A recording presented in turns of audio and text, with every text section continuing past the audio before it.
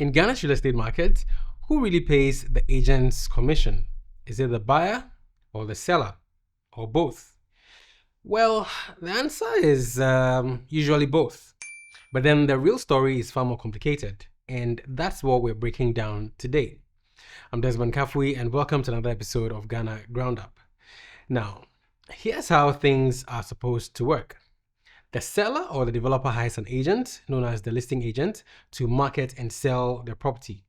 Now, they typically pay between 3 to 5% as commission to the listing agent once the deal closes. And on the other side, the buyer may also hire an agent. Now, the buyer's agent will scout for properties for the buyer. He will negotiate deals and will end up guiding the buyer through the process of acquiring the selected property. And yes, this agent, who is the buyer's agent, also expects to be paid when the deal closes, and usually they expect to be paid by the buyer. Why? Well, because he has rendered his services to the buyer, and that is something I believe we can all appreciate. Now, quick point.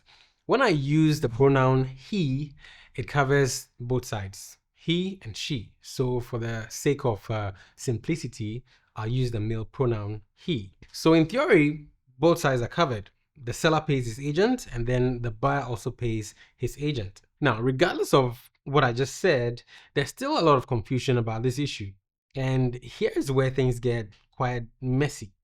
Now, many buyers in Ghana don't realize that they are expected to pay their own agent. They assume that the commission must be paid by the seller or the developer. And when the time comes for them to pay, normally disputes end up coming up. Meanwhile, a buyer's agent will argue that they helped you find a property, they took you on many viewings to see other options and all that, they guided you, and of course, he will argue that he deserves his fee or his commission. And he's right. He worked for you, and that is you, the buyer. In many cases, buyers hate to pay the commission, and sometimes they actually refuse to pay their agents outright.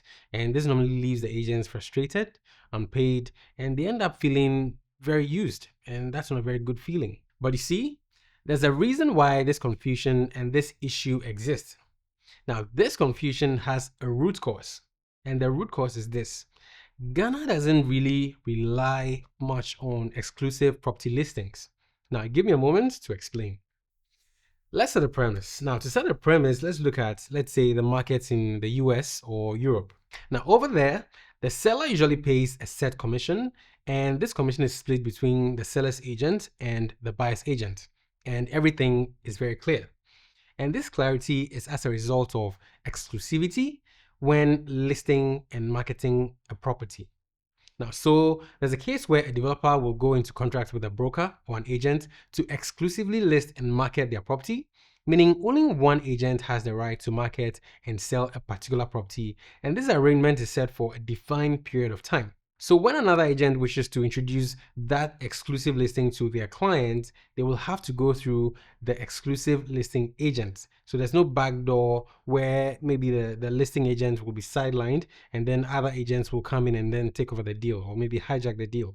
There's nothing like that. Now, if the listing agent is not able to sell the listed property within the set time of the listing agreement, then the seller can sign, can sign on another agent, or they may even choose to renew the contract of the existing agent for another set period of time. Now, this means that at every point in time, there's one agent per listing. Now, that agent may end up collaborating with other agents, but then he will always be the principal agent. So this brings a lot of structure. This streamlines a lot of issues or a lot of challenges that may come up when dealing with agents and listings. So you don't have a case where there are so many agents clamoring for one property. One property, one agent. If you want to introduce other people to that property, you come through that one agent. And this happens due to the exclusivity nature of listing agreements. I hope it makes sense. So you see that all in all, this arrangement works because there is structure and everybody respects that structure. Now, it's a different market here in Ghana. Instead of maybe one agent controlling the sale of one property, you have a case where sellers often let multiple agents market the same property. Now, I know it sounds good for exposure, but then here's the problem. All the agents that will end up marketing that one property are not sure if they will actually close the deal on that property, because in the end, the property will get sold anyway. And only one out of the many agents may end up getting the sale. And that is even if the developer doesn't end up making that sale himself, or, they don't do that by themselves. And if you're never certain about your commission, you will push to collect it from anywhere or wherever you can get it. Meaning a buyer's agent will expect the buyer to pay his commission. Now in Ghana, we don't have that level of structure. And until we do, agents, buyers, and sellers will end up operating in a bit of a gray zone. So what does all this mean if you're entering the property market in Ghana? Well, if you're a buyer, you need to know that your agent expects a fee or a commission. Don't get caught off guard when they demand it. So do well to sign a clear agreement explaining and listing the exact amount or percentage that the agent is expecting from you to pay. Now, if you're the seller, you need to plan for that 3 to 5% commission, because definitely it's going to come anyway. And you need to understand that you might need to split that commission if another agent brings the buyer.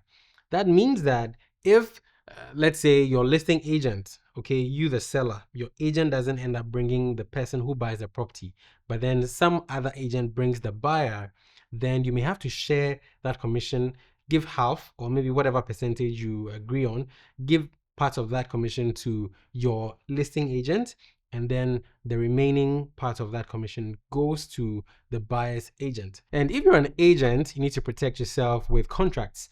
Don't just leave your commission to chance. Don't assume that the client being nice to you implies that your commission is guaranteed. No.